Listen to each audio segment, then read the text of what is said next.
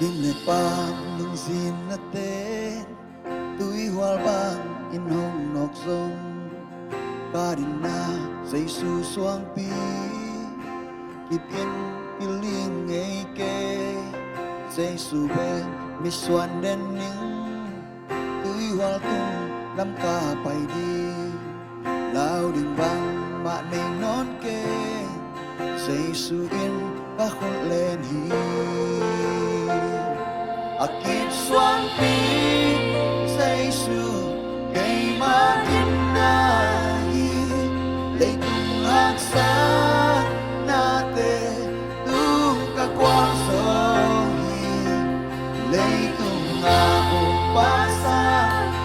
kasung aong palian so na kempel aong pa kasung aong Ginepam nung sinaten Tui huawang in hong nok zong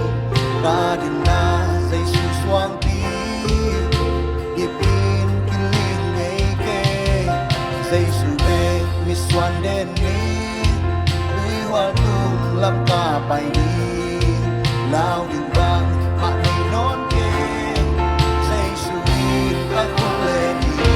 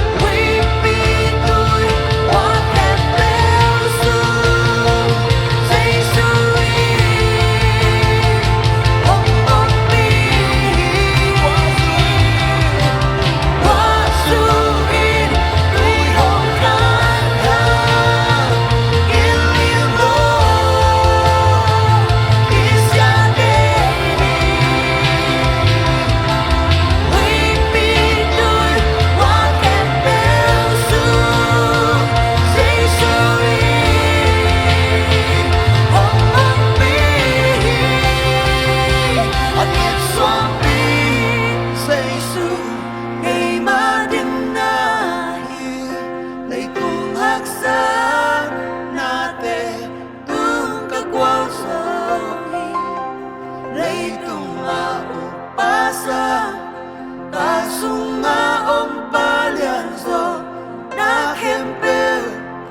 auk makasungaon